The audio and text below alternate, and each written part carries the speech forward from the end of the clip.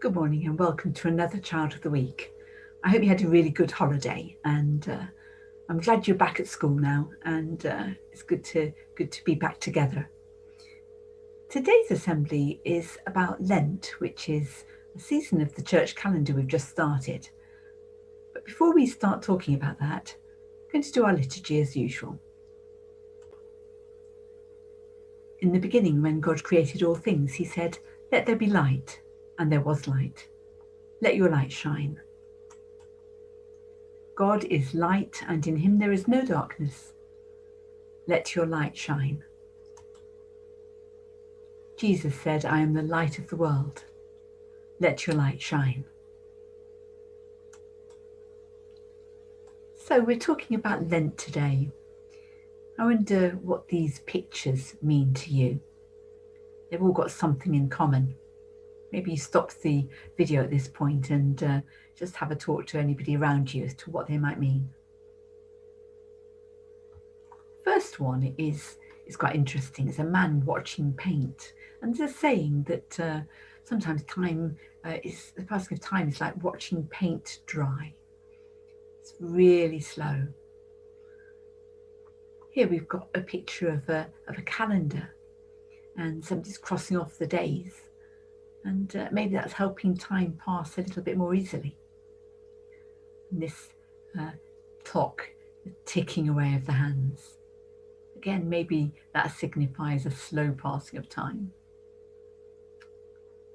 I like this one. This is Homer Simpson. And it says, "Now we play the waiting game." Well, Homer wasn't very good at waiting. If you know that cartoon, you'll know that very soon he gave up on the waiting game and he decided to play Hungry Hippos instead. Much more fun. So waiting is hard. The waiting game, the passing of time. I wonder if you like waiting. Well, I guess it depends what you're waiting for. Here we've got a birthday countdown, and you see 365 days. So that person is counting down to their next birthday. They've hardly finished their existing birthday. And we've got a man here who's waiting for his computer to load. Sometimes in my computers like that, it's very annoying when you have to wait a long time. It's very slow. Here we've got Charlie Brown. He's waiting for a letter, and he's getting quite angry. Not very patient because the letter isn't arriving. And here we've got somebody tallying, maybe counting the number of days that they've got to get up to. They've got 4 left. That helps sometimes when you're having a long wait. So how do you feel when you have to wait? We all have to wait at some point. You might feel like you're on the edge of your seat. Maybe you're waiting and you're really excited. So excited, I can't wait, this little chap is. Or maybe it's more like you're kicking your heels, twiddling your thumbs. It's all very boring. It seems long and drawn out. That sense of killing time, of hanging about, waiting. Biding your time, that's another one, another phrase in English. It's more positive, but I don't think Donald Duck here was feeling very positive about waiting. He was really impatient, very angry. I mentioned that we're talking about Lent today. It's a time of stopping, going without, and waiting. Some of you may have already decided to go without something for Lent. Our tradition of eating pancakes on Shrove Tuesday is to use up all of the bread and the eggs and the flour and the good things that are in your cupboard. And then you go into a time of fasting and giving up. So some people might have given up chocolate. Some adults may have given up wine.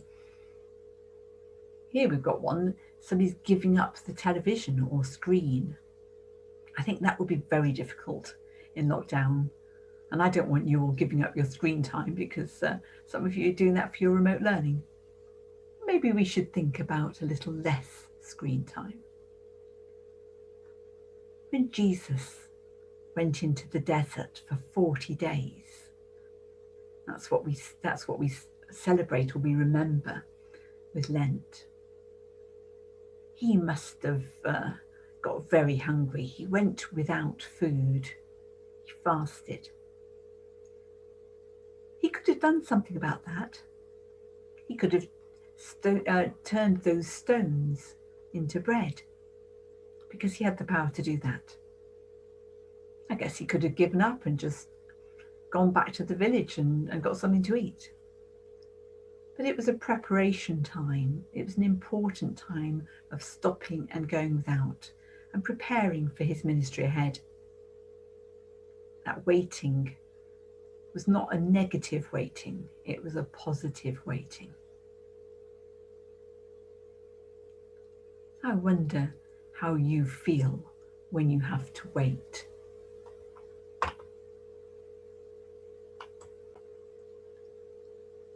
Nowadays, everything is instant. We hardly ever have to wait for something. I remember when I was a little girl, it was a very different situation then. And, I only had one television programme, and it was Watch with Mother. And sometimes I had to wait for a week for my television programme to come along. When I went to university, I didn't have a computer. So I used to have to go to the library, and sometimes I would have to order a book from the library and maybe wait a week or 2 weeks for that book to come in. It's a waiting game. We're not used to that, are we?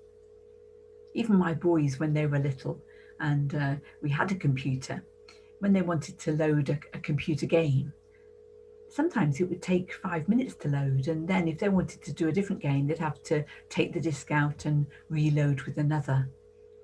That sort of instant life that we have nowadays is not something that they were used to, and certainly not something that I was used to. And I can remember going and waiting at phone boxes, waiting to make a telephone call for somebody that I wanted to speak to.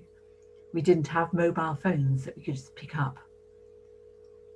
It probably seems quite amazing to you that life should have been like that at one time. But I don't think waiting was always a bad thing. And maybe we've lost something by having the sort of instant life that we do now. There's something quite precious about a skill of waiting patiently, and waiting, knowing that it's good to wait sometimes. Delaying gratification, it's called. Nothing that's instant. And that's what Lent's about. It's a time of stopping, maybe going without or going with less, but learning about waiting. Something that maybe you might think a little bit about today. Just take a time to reflect now. Have you had to wait for something recently? How did that feel? Do you like waiting? And how do you think you might become better at waiting? It is a skill, and it is something to develop. If you'd like to join me in a prayer, then maybe close your eyes and you can say Amen at the end. Otherwise, just listen to what I have to say.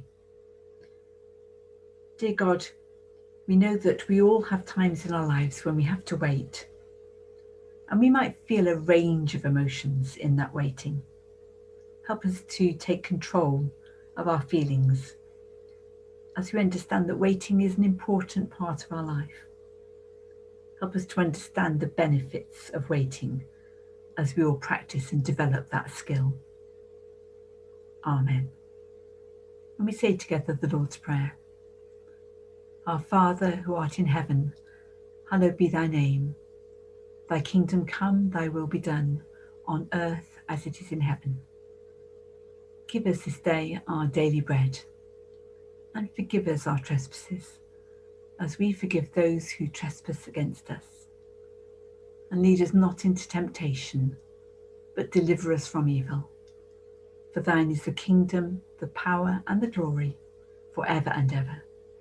Amen. And so we come now to our Child of the Week celebration. So in year 1, Miss Berman says, well done to Orion, and Miss Marsden says a big well done to William, her Child of the Week.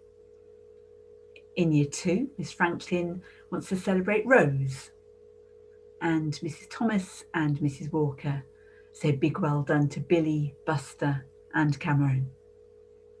In year 3, Miss Jakes and Miss Poole say a big well done to Henry, and Miss Crofts is celebrating Hannah as her Child of the Week. Moving into year 4, Mr. Lefebvre says a big well done to Jack, and Mr. Wright says well done, Zach. In year 5, Miss O'Donoghue is celebrating Will. Mr. Boyer is celebrating the whole of his class. Well done, 5DB. And lastly, into year 6, a big well done to Ruby from Mrs. Epps and Miss Greenhill, and to Joshie from Mr. Nile. All children of the week for the week that ended just before half term. So well done to all of you. Really proud of you. That brings us to the end of our Child of the Week assembly for today. And we say together, go in the light and peace of Jesus, in the name of Christ. Amen.